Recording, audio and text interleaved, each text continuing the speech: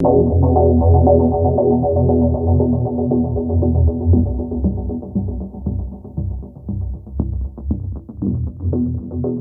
complace mucho saludarlos para este segundo episodio de 4 conversaciones que hemos llamado Desde la Periferia. En la primera conversación estuve con María Ángela Urbina, un libro fascinante, Mi Navidad en un psiquiátrico, y en esta ocasión a mí me complace muchísimo conversar con un autor que leí el año pasado, durante el 2020, y cuyo libro me causó un enorme impacto, que es Martín Franco y su libro La sombra de mi padre. Un libro testimonial, desgarrador, muy bien escrito, con una filigrana, con un pulso narrativo que no parece el de un primer libro, sino ya el de una persona muy entrenada en la escritura. Entonces, para mí será un enorme placer, como lo dije también en la entrevista pasada, creo que cuando uno publica su primer libro, hay algo un poco triste, y es que uno ha dejado la piel, ha dejado la carne en el asador, y quizás el impacto de ese primer libro no es lo que uno esperaba, porque hasta ahora empieza uno a construir su nombre como escritor. Entonces, esos primeros libros a veces se pierden entre el mare magnum de las librerías, lo cual no deja de ser lamentable. Entonces, estos 4 episodios Desde la Periferia lo que buscan es rescatar esos textos que de pronto están en las estanterías, y que quizás los lectores, después de escuchar la conversación, se estimulen a leerlos. Entonces, Martín, muchas gracias por aceptar la conversación, y es todo un gusto estar contigo hoy. No, Mario, pues muchísimas gracias a ti primero por la invitación y segundo, pues por las palabras tan generosas que tienes con el libro. Pues para mí es un honor que un escritor de tanta trayectoria y reconocimiento como tú, primero haya leído el libro y segundo, pues se haya sentido de alguna manera tocado por lo que allí se narra. Y pues te agradezco mucho, la verdad, la invitación. No, es un enorme placer. Entonces, mira, quisiera empezar conversando contigo sobre algo que cruza, por supuesto, todo el texto, y es una sociedad donde el alcohol no es una enfermedad, sino es una cultura, ¿no? Reuniones, celebraciones, fiestas, cócteles, inauguraciones, eventos deportivos, reuniones de negocios, empresariales, casi que no podemos escapar de esa presión que es tener que beber alcohol, ¿no? Total. Y es curioso que en una sociedad en donde eso está tan extendido, nadie sospeche que está enfermo. A nadie se le ocurre en algún momento decir, ¿será que yo tengo una enfermedad? ¿Será que esto se está saliendo de límites?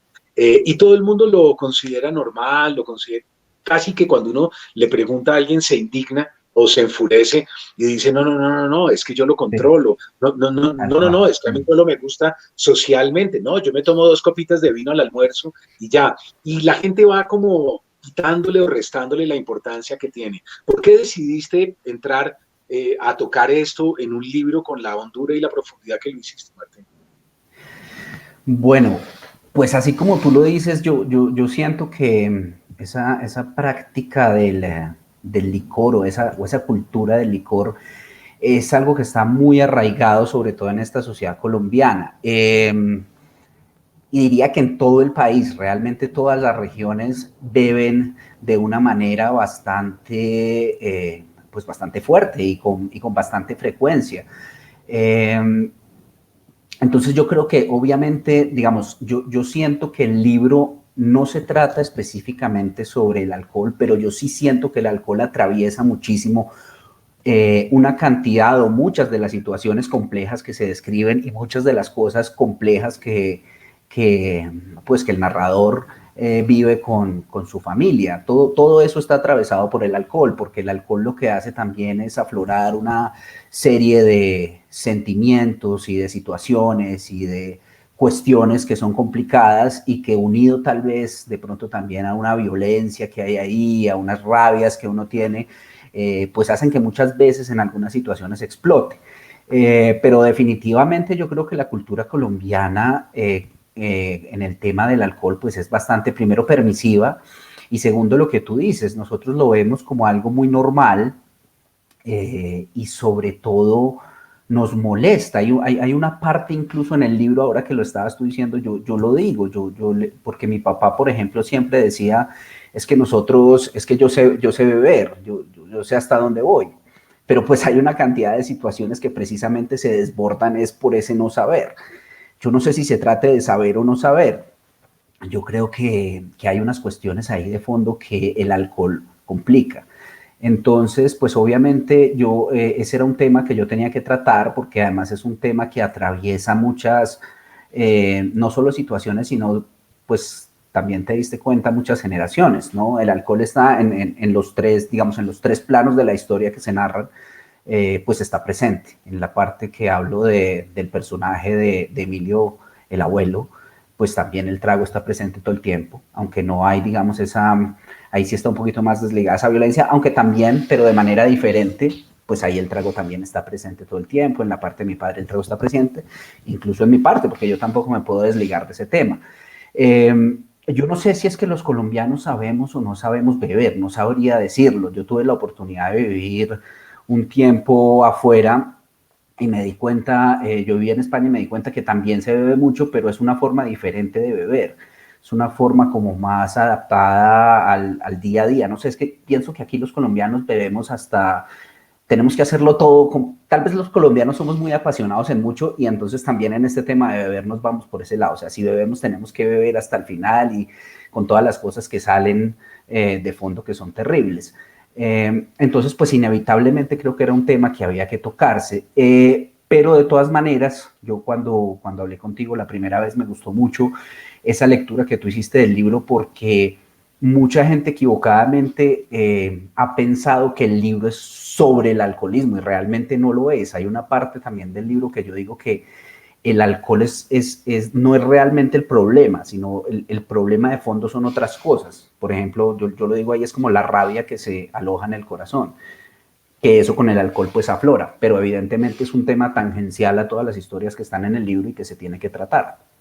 Claro, además con otros productos, digamos, de consumo masivo, como por ejemplo, a veces el azúcar o las grasas trans o los cigarrillos, ponen sellos, anuncian, ¿no? Esto puede ser muy perjudicial, esto le puede causar a usted esto y esto, pero con el alcohol no.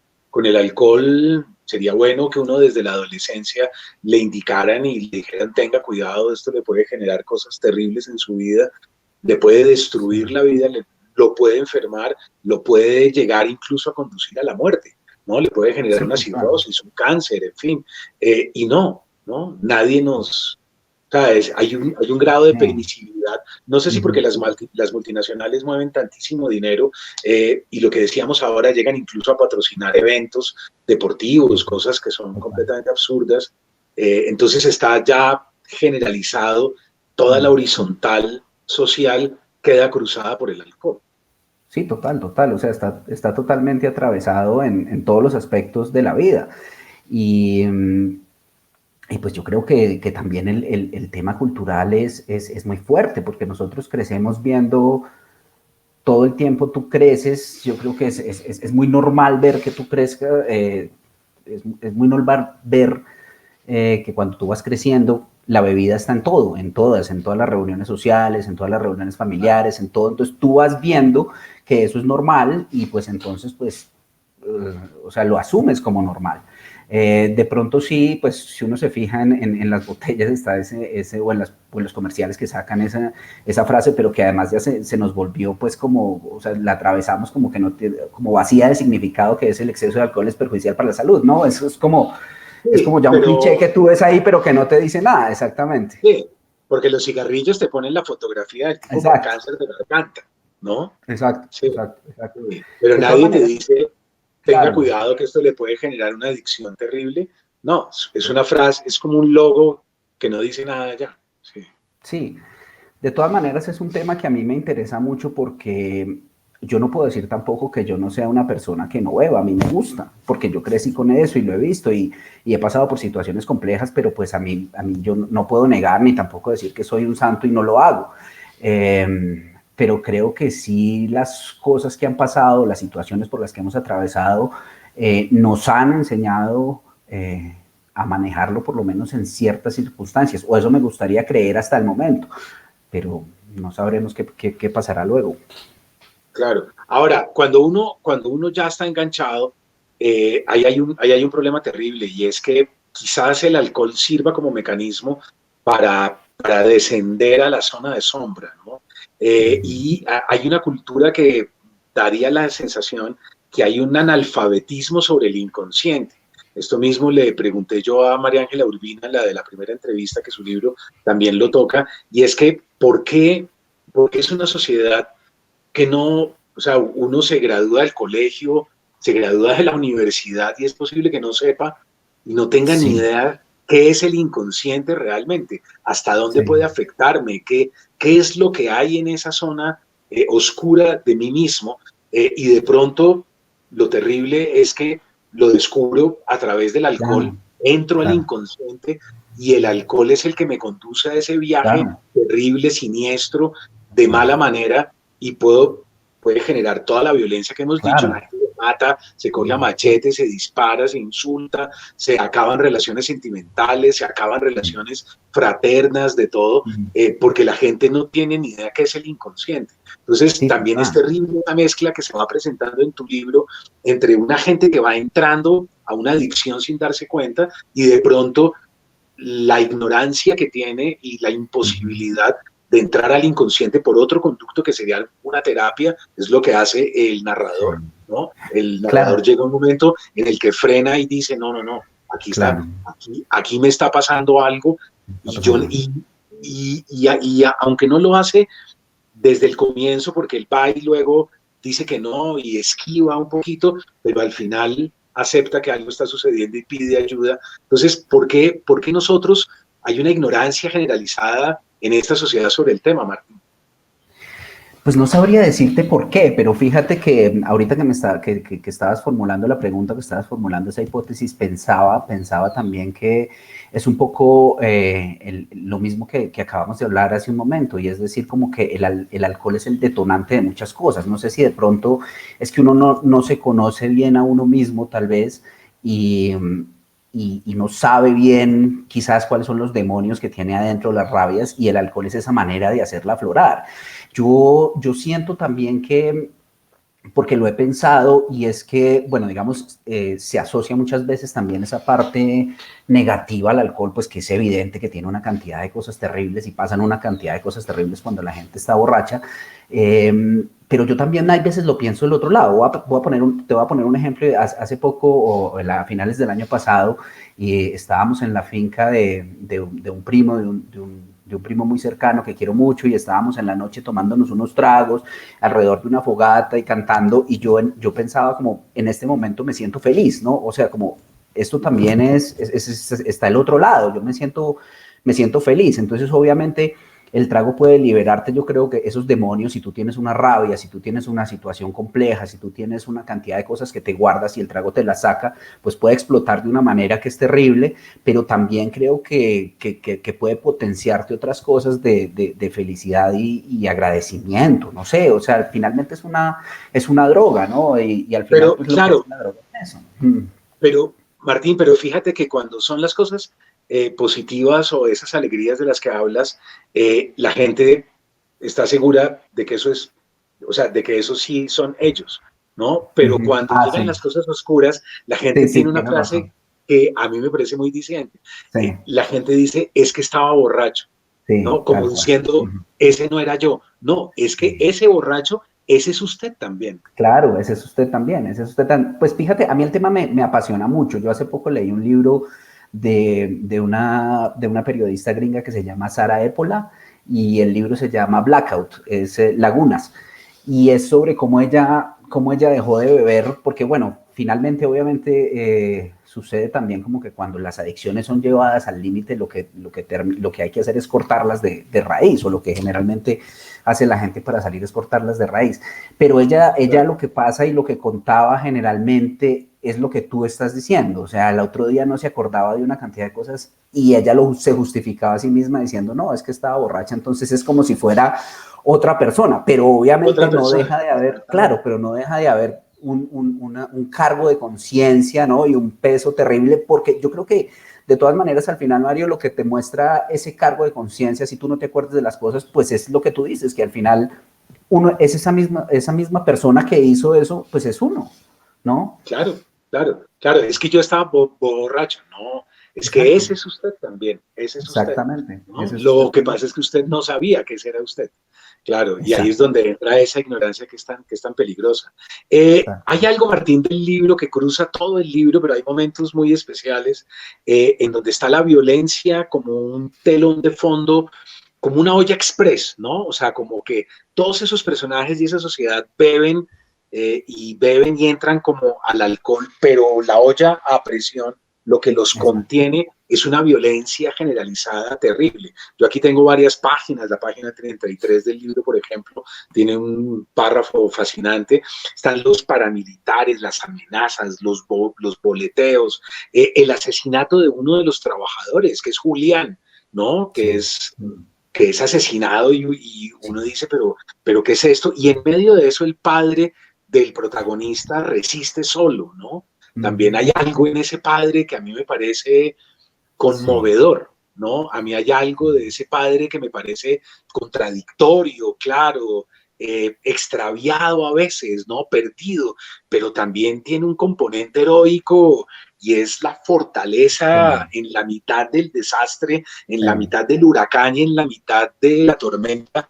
Ese viejo se mantiene en el barco de pie, ¿no? Sí, total. Y eso a mí me parece estremecedor, porque de alguna manera todos hemos sido tocados por la violencia de este país de mala manera.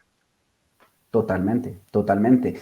Y fíjate que lo que tú dices ahí, yo también lo trato en el libro como, o pienso hacerlo, o pienso que traté de hacerlo como una construcción, porque hay una parte en que yo cuento que mi papá al principio no era ese personaje valiente que resiste al final, ¿no? Sino que esa valentía también la fue construyendo a raíz de todas esas circunstancias que le han tocado o que nos han tocado vivir. Y lo que tú dices, yo creo que realmente la violencia de este país es algo de lo que nadie, ninguno de nosotros, por más que haya vivido donde haya vivido, por más que sea del estrato 6 y esté totalmente alejado de la sociedad, no ha podido desligarse de esa violencia. Yo creo que la violencia es algo que realmente todos hemos vivido. Y por ejemplo, ese episodio realmente de Julián, que fue una cosa que pues a mí personalmente me afectó muchísimo porque fue algo que pasó dentro de la finca. O sea, el episodio se narra. Él todos los días a las 5 de la tarde salía a buscar el ganado a los potreros y cuando estaba subiendo, pues en medio de la nada salió un tipo que lo estaba esperando y le descargó 6 tiros de revólver dentro de la finca. Y yo creo que de todas maneras es un episodio que además, fíjate, que refleja mucho de lo que pasa en este país porque es que al final nunca pasó nada, ¿no? O sea, nunca se averiguó, nunca se supo porque pues no nos digamos mentiras, también aquí en este país pasan una cantidad de cosas todos los días y pues tú sabes que si eh, pues es triste decirlo, pero hay muertos que son más importantes que otros. Uh -huh. Entonces, pues finalmente Julián era una persona que era un campesino y finalmente la investigación no pasó absolutamente nada. Entonces, igual yo creo que eso es un reflejo de muchas de las cosas que pasan en este país. O sea, cuántos crímenes no se quedan en la impunidad, cuántos dolores no hay atravesados, cuántos sentimientos de injusticia de verdad como colombianos tenemos muy clavados en el fondo que, pues así uno no le gusta y le duela, al final explican una cantidad de cosas como por ejemplo la victoria del no en el plebiscito. Me imagino, ¿no? Hay una cantidad de rabia ante la injusticia, ante la impunidad sobre todo, que la gente dice es que no puede ser esto. Entonces una cantidad de dolores y de rabias que tenemos atravesadas, pero pues obviamente es que yo lo que siento es que nosotros, ningún colombiano puede desligarse de la violencia que tiene este país. O sea, esto es algo que nos ha moldeado a todos y a todas las generaciones de distinta manera.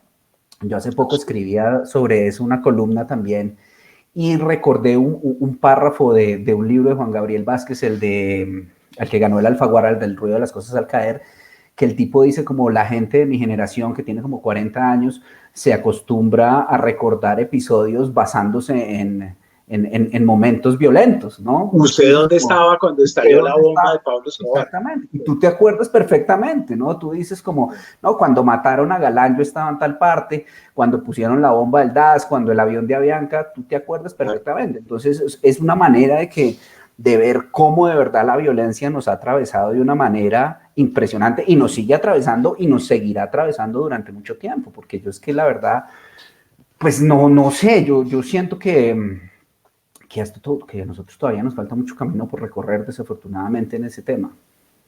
Sin duda, así es.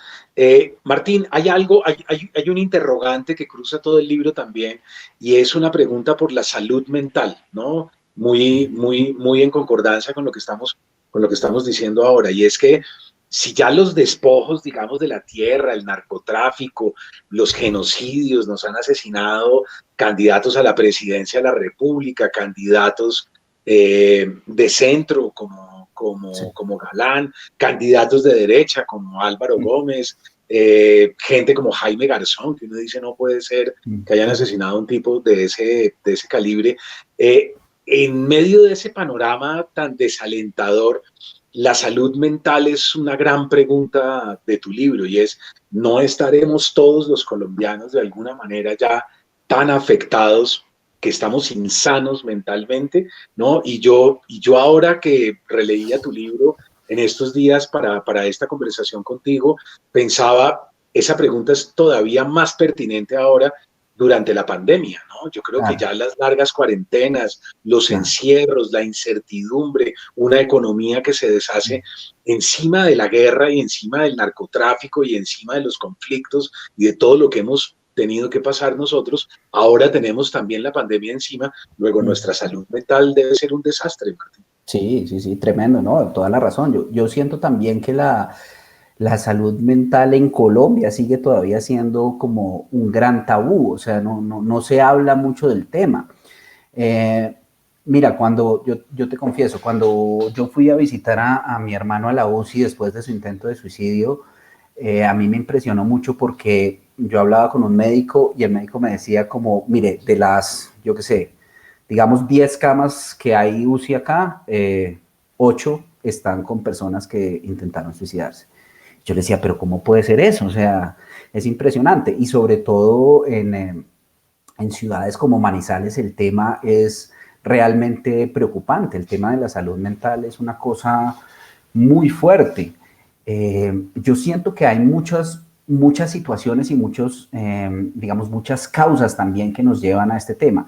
Indudablemente lo que tú dices de la violencia, estar acostumbrados a esto, a un tema que nos ha atravesado y nos sigue afectando de distintas formas, ¿no? Ya sea directa o tangencialmente, pues obviamente nos insensibiliza en muchos sentidos, pero también yo creo que hay otras cosas que son como más como sociedad, y creo que no solo en Colombia, sino digamos, no sé, el mundo occidental. Hay una cantidad también de cosas que te llevan a eso. Hay una presión desmedida ahora por el éxito, por el reconocimiento, que además a mí eso me parece impresionante, ¿no? O sea, tú, lo que son las redes sociales y esas cosas, que tú tienes que tener un montón de seguidores y tienes que hablar para que la gente te siga y ese tipo de cosas que crea unas presiones impresionantes, porque tú te fijas, es muy chistoso porque si tú ves como entre líneas, cada rato salen noticias de que los youtubers más famosos que tienen no sé cuántos millones de seguidores están ansiosos y deprimidos, porque ese mismo afán como de reconocimiento y de querer ser el mejor y demostrarte y todo, pues nos está llevando también a un montón de cosas muy complejas. Entonces está la violencia, está esa parte que yo creo que también es muy diciente, obviamente, ¿no? Y como que tú tienes que ser alguien en la vida, tú tienes que ser un triunfador, tú tienes que tener éxito, ¿no? Y asociar pues el éxito también a la parte material que me parece muy complejo, porque finalmente eso es pues yo no sé, o sea, de verdad puede sonar muy mamerto lo que sea, pero yo creo que es que lo que pasa de verdad es eso, o sea, nos estamos dejando llevar por una cantidad de cosas que realmente tal vez no es lo esencial, no es lo que nos gusta, y eso pues finalmente, ya para terminar y dejarte, nos está jodiendo la cabeza totalmente. Es un paquete que te venden, ¿no? Es un paquete Total. completo, ¿no? Éxito, triunfo, belleza, cosmética. Hay todo algo que te conduce al narcisismo y te Total, conduce a una egolatría completamente patológica y al final terminas destruido por la imagen, ¿no? Igual que Narciso. total, Sí. totalmente, totalmente. Citas ahora a un personaje que para mí es el detonante del libro, ¿no? Es como un Ujú. ángel caído, digamos, es una imagen muy bella, Andrés lanzándose por la ventana, digamos, y cayendo estampillado abajo al piso. A mí me parece un personaje fascinante y un personaje maravilloso. Eh, y, y el libro adquiere ahí como una fuerza rara, o sea, hay algo se potencia después de ese momento. Eh, Además son dos hermanos que se quieren, dos hermanos que se aman, dos hermanos que han compartido la vida. Andrés es chef, ¿no?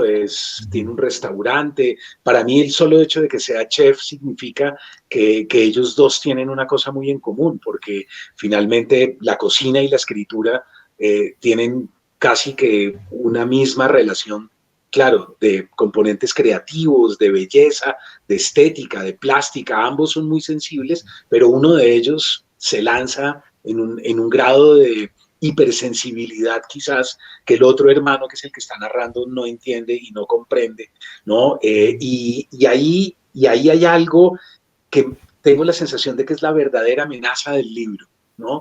Y es qué es lo que está detrás de ese hecho, qué es lo que gestó eso. Ujú. Y el narrador empieza a darse cuenta que quizás ese vector siniestro, ¿no? Tenebroso, demoníaco, es el que puede cruzar toda la familia y el narrador va a ser padre o está siendo padre o va a enfrentar una paternidad y la pregunta es si eso llegará hasta su hijo o no llegará hasta su hijo.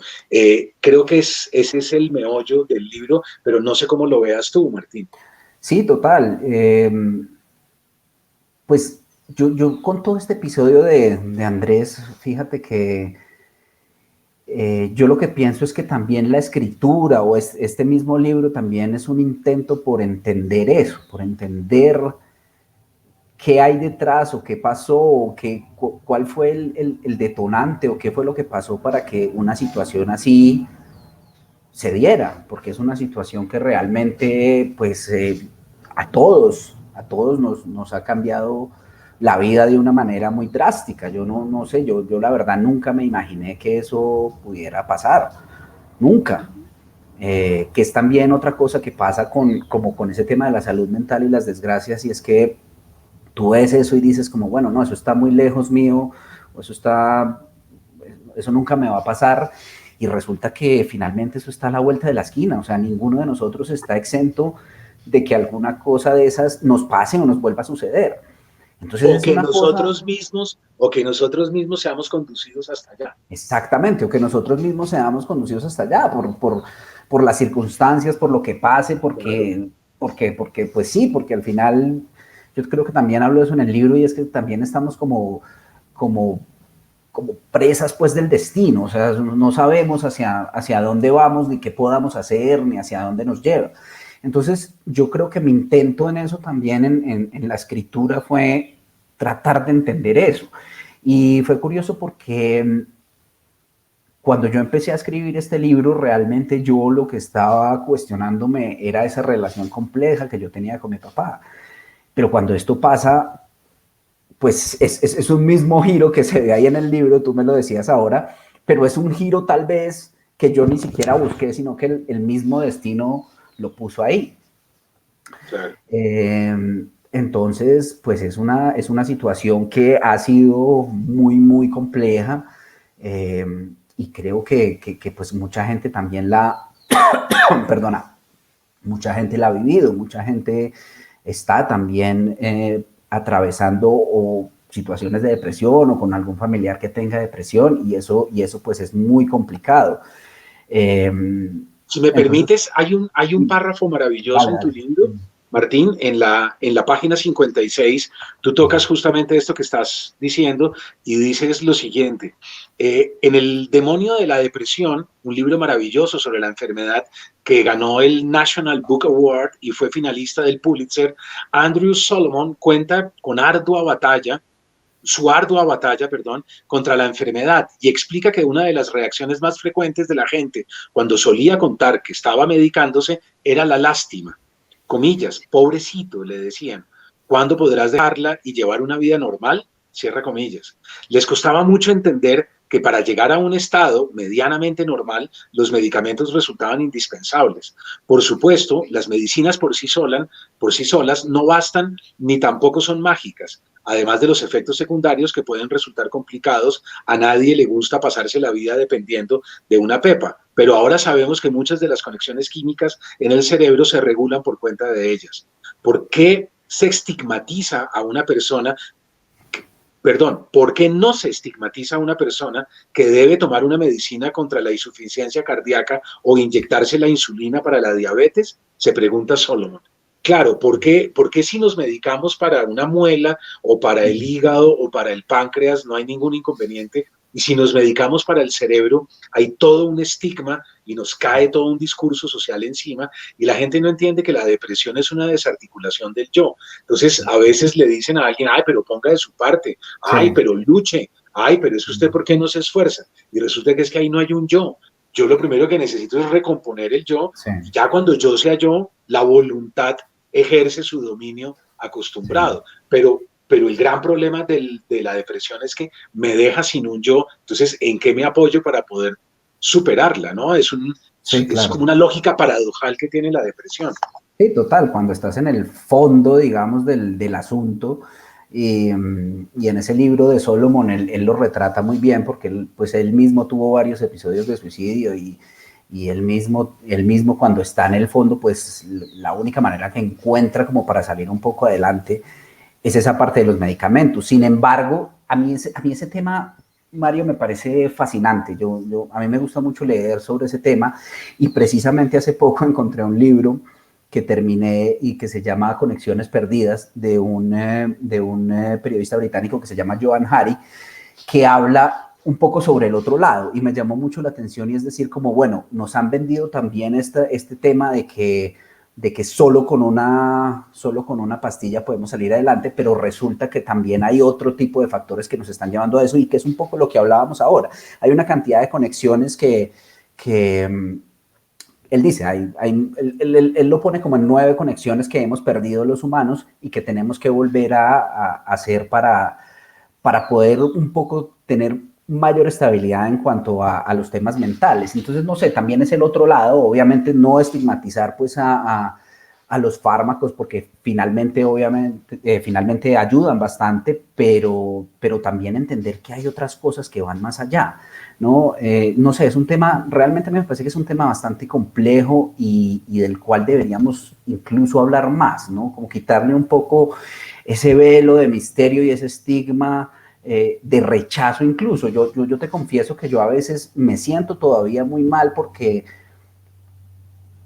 en cierta forma a veces pienso que soy muy duro con mi hermano en muchas cosas, y digo, jueputa, pero es que él está enfermo, que es un poco lo que estábamos hablando ahora.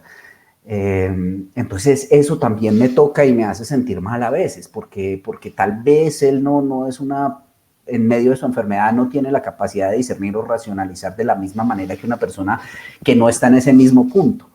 Entonces es un tema que de verdad yo creo que sí tenemos que abordar más, y tratar de ser un poco más empáticos y compasivos con el tema.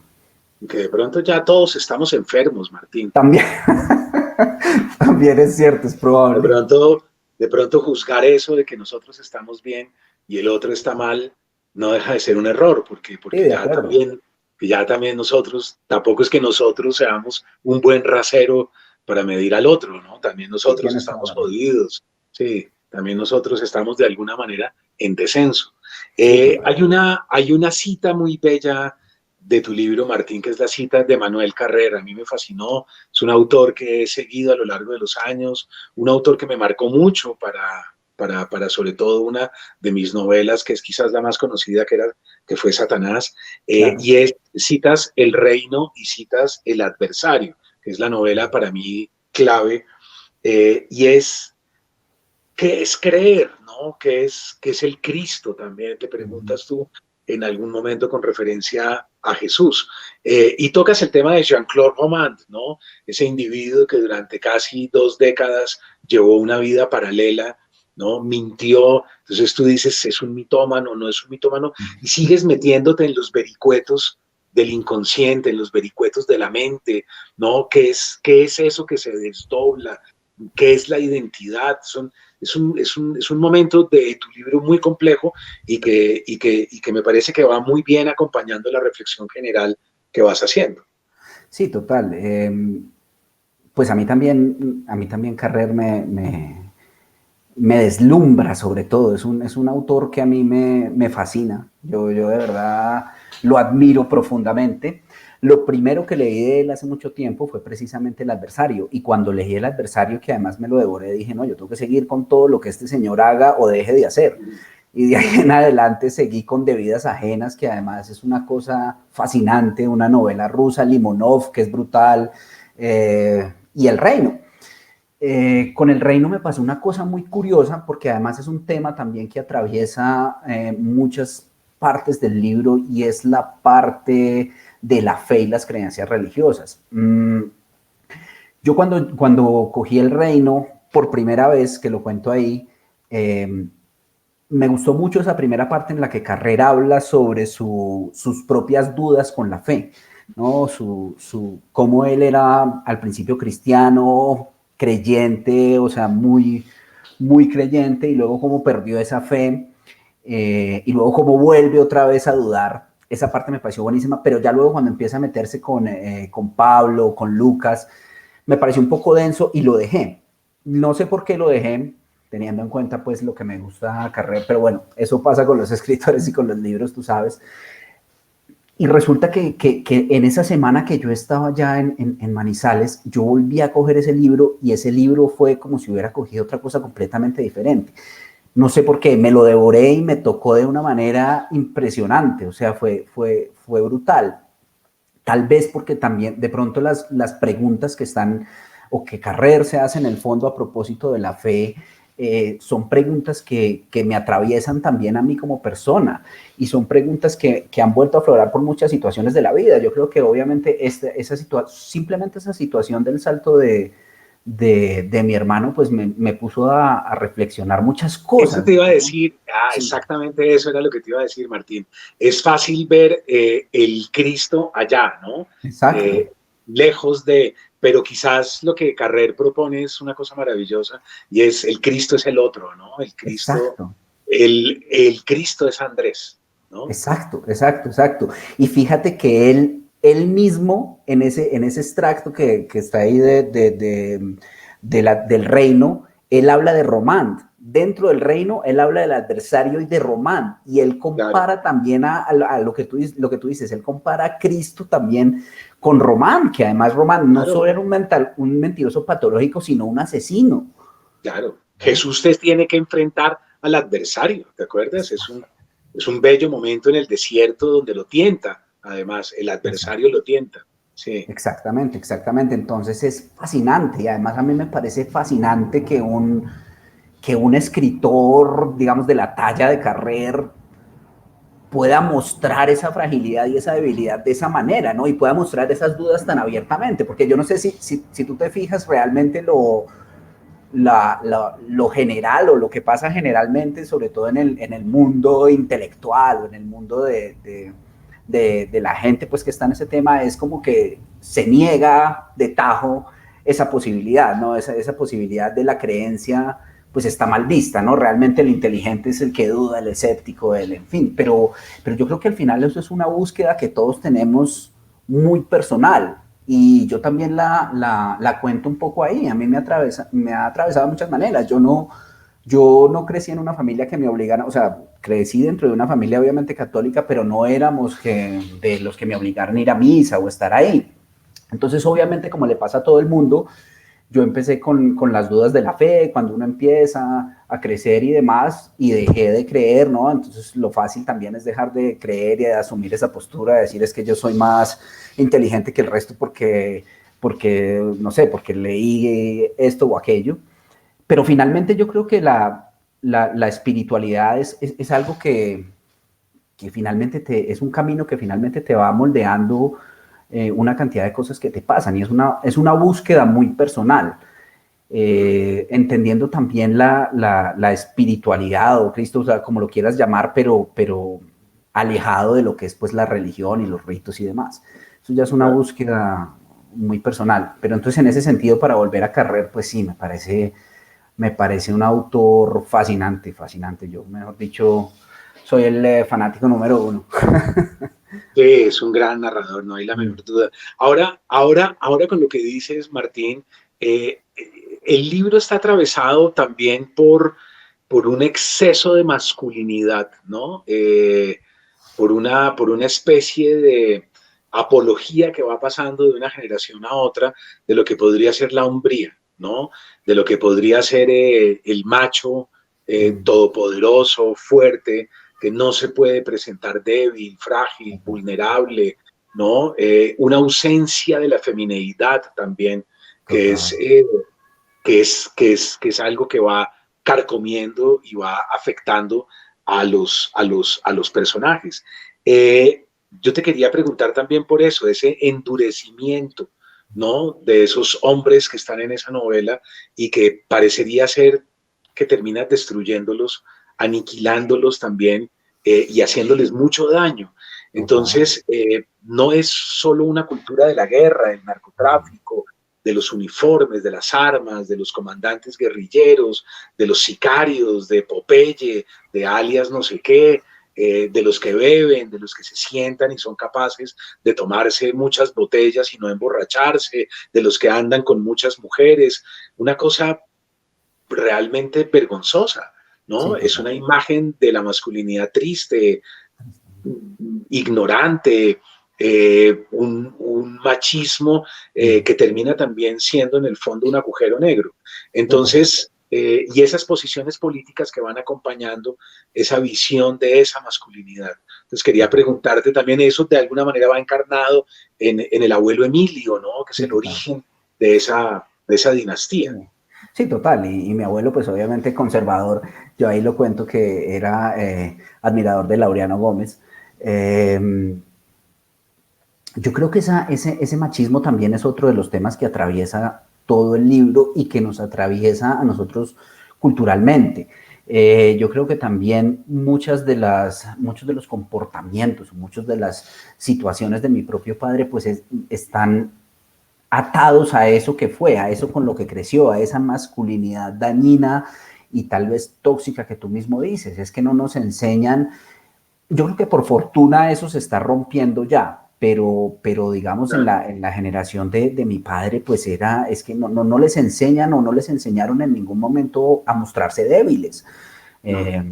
Mi padre me lo decía a mí, incluso a veces le dice, no, es que usted tiene que ser berraco, usted tiene que ser macho, los hombres no lloran, ¿no? Los Pórtese hombres no como un lloran. hombre, Exacto. pórtese como un hombre, ¿no? Pórtese como un hombre, los hombres no lloran, es eso. ¿Por qué los hombres no lloran? ¿No? ¿Por qué no? Eh, entonces, yo creo que obviamente no es solamente todas esas cargas que ellos tienen que tener, sino que además no se les permite la manera de sacarlas, ¿no? De quitárselas de los hombros, ¿no? Siempre se tienen que mostrar valientes, fuertes, recios, un macho, ¿no? El estereotipo total del macho, el que toma, el que se pega, el que se va a los puños. Entonces, yo creo que eso también es una cosa que te marca, que te tiene que marcar y además como para meterlo en toda la conversación que estamos teniendo y para enlazarlo con otros temas, pues otra cosa que al final también te tiene que afectar de una u otra manera tu salud mental. Eh, Por porque supuesto. no está mal, no está mal. Yo sí, en ese sentido sí creo que lo trato por lo menos conscientemente de con mi hijo hacer lo contrario. O sea, yo trato de mostrarle que no está mal sentirse vulnerable, no está mal llorar. Bueno, de hecho él a mí me ha visto llorar muchas veces y no lo veo, no quiero que lo vea o no quiero hacérselo ver como algo malo, sino que él entienda que, pues pues pucha, es que somos humanos, ¿no? Somos humanos, sufrimos, hay veces nos sentimos agotados, hay veces nos sentimos agobiados, hay veces hay una cantidad de cosas que nos sobrepasan y que no está mal expresarlo. No está mal mostrar esa fragilidad, creo yo, que es lo que es contrario a lo que nos han dicho siempre que no se puede hacer, sobre todo a los hombres. Es que en verdad, en ese sentido, pues ese peso que cargamos a veces los hombres es complicado. Claro, además es una cultura machista, pero Total, matriarcal, pero matriarcal, ¿no? totalmente, totalmente, Úrsula, Úrsula y Guarán en el centro de Cien años de totalmente. soledad, claro. Sí, Úrsula, Eh, todo. Martín, ya para ir cerrando, la escritura como catarsis, ¿no? Es un tema que me fascina de tu libro. Al comienzo, digamos, de la historia de la humanidad, eh, la medicina, el arte y la literatura y la religión eran una sola cosa, ¿no? Eso estaba ya todo pegado y luego se especializó. De esa unión inicial le quedó a la literatura algo que le debería pertenecer a la medicina, ¿no? Algo que viene, algo clínico, algo que viene de la sanación, digamos, y es la catarsis, ¿no? Sí, total. La expurgación de las fuerzas destructivas del espíritu o de la mente, como lo queramos llamar.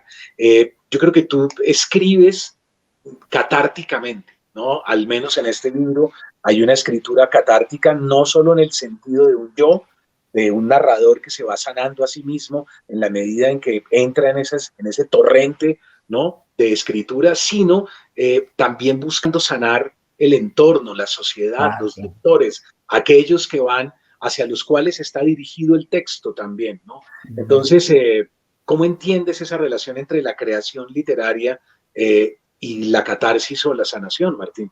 Sí, sí, Mario, total. O sea, lo que dices es así tal cual. Hay varios puntos ahí.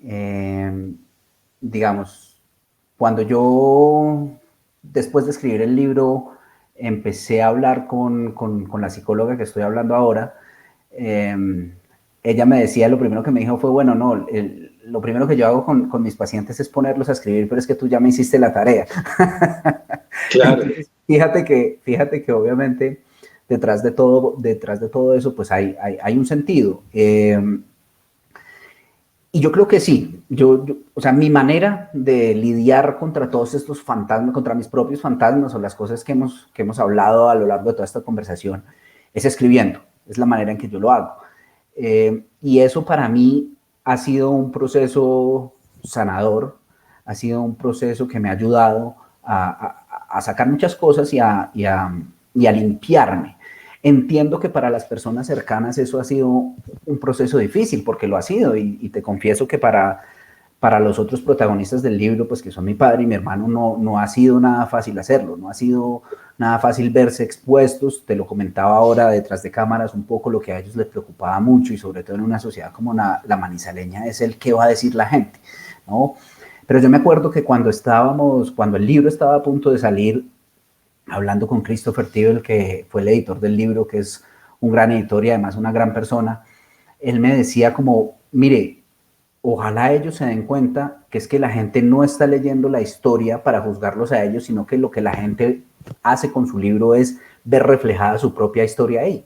Y eso es una cosa muy bonita, Mario, que ha pasado, y es que mucha gente ha leído el libro y me ha escrito internamente y me dice, oiga, es que su historia es muy parecida a la mía, o sea, a mí también me ha pasado esto, mi hermano también tiene depresión, yo mismo tuve depresión, no, los problemas con mi papá, también he tenido unos problemas muchos problemas con mi papá, sobre todo de entendimiento. Yo no sé si es que eso es una cuestión que tenemos como marcada entre los hombres, sobre todo, ¿no? La relación paterna. Si tú te fijas en la literatura misma siempre la relación, pues hay un montón de libros que exploran esa complejidad de la relación paterna, en cambio, muchos menos libros con la relación con la mamá, ¿no?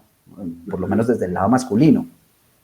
Entonces, esa parte, pues ha sido muy, muy, muy bonita, sobre todo porque mucha gente, pues, se ha sentido tocada y eso me parece que es muy bonito porque que esa historia sirva para eso o que otra persona se vea reflejada en esas palabras, me parece que ha valido la pena y ha valido la pena más allá del disgusto inicial que ellos hayan podido tener. Yo tuve al principio digamos, un distanciamiento, porque ellos obviamente cuando ya vieron que el libro iba a salir y que era una realidad y que la exposición estaba como tan a flor de piel, se sintieron muy vulnerados, pero te contaba ahora también que ya hemos empezado a acercarnos otra vez y ya mi hermano mismo vino aquí a la casa a visitarnos, estuvimos y estamos otra vez como recomponiendo esa relación, lo cual, pero empezando de otra manera que me parece bonito. O sea, fíjate que me gusta que en el fondo hayan pasado todas estas cosas porque tal vez era la manera que necesitábamos de darnos cuenta, para darnos cuenta de que había que empezar de otra manera. Y Además, un narrador siempre, sobre todo alguien que está haciendo una novela, de alguna manera usa la realidad plásticamente, ¿no? Total. Entonces, no es tan estricto ni tan ceñido a los hechos. Usa la realidad que tiene para ir tejiendo un material literario que necesita, pero en realidad no deja de ser, de alguna manera, un mentiroso, ¿no? Totalmente. O sea, todo narrador de alguna manera está mintiendo porque está usando la realidad para poder crear un efecto, un impacto. Entonces, no es una crónica fidedigna de los hechos, no es eso. Es un ritmo narrativo que un artista necesita para ir creando de alguna manera su propio universo narrativo, ¿no?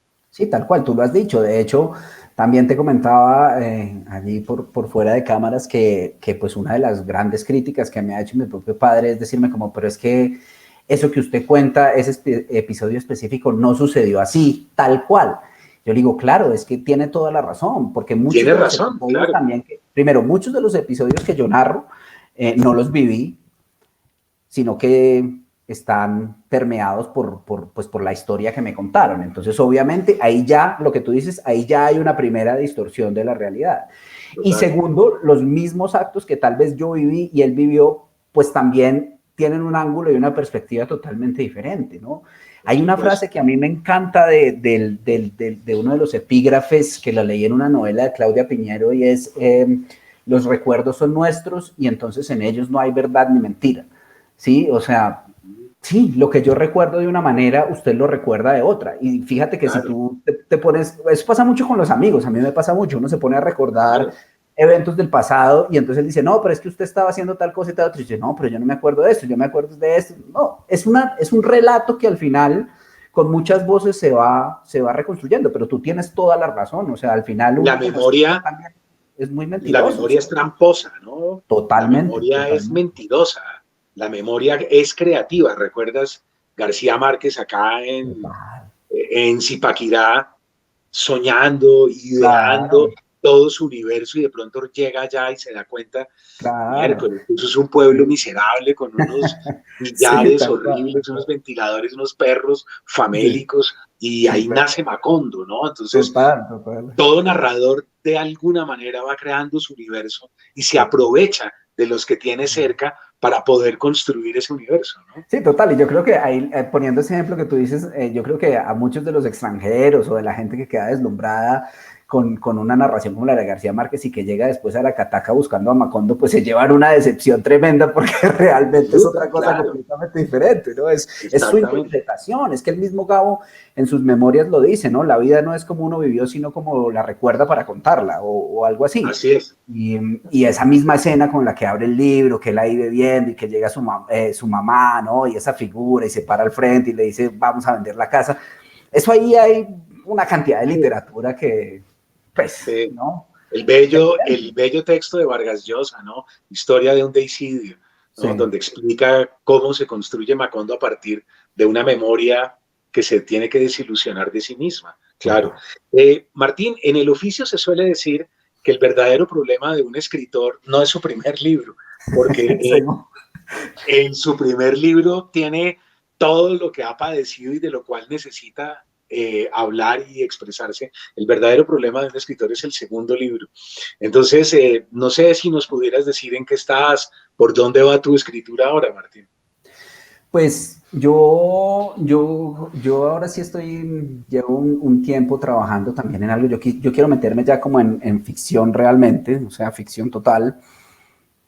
Obviamente lo que tú dices, yo creo que un escritor al final está permeado o tocado o inevitablemente tiene que hablar de su propia realidad y de muchas de las cosas que ha vivido para moldearla de otra manera y hacerlo. Pero yo sí estoy trabajando en algo que quiero que sea ya, digamos, una novela, más ficción como tal, no tanto autoficción, aunque pues La Sombra tenga su parte de ficción y su parte de realidad. Entonces, bueno, pues por ahí voy. Me han estado ayudando un par de lectores atentos que tengo, a quienes agradezco mucho y pues quisiera seguir en esto porque, pues no sé, así suena cliché al final tú sabes, tú que ya tienes varios libros encima, que uno al final pues no puede tampoco parar de hacer esto. Entonces, bueno, ahí un poco a tientas también, pero ahí vamos.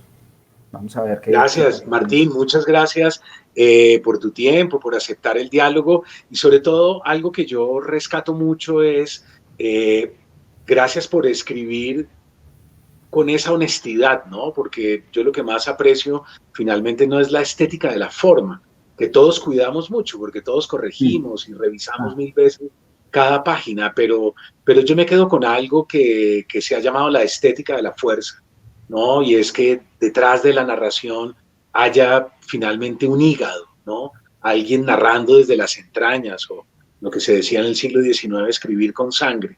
Y yo creo que tú tienes una escritura en ese sentido de una honestidad desgarradora y eso siempre se agradece y yo te auguro lo mejor y espero que más adelante nos vayamos encontrando en el camino y si algún día compartimos por ahí una mesa redonda o algo, será un gusto volver a hablar contigo.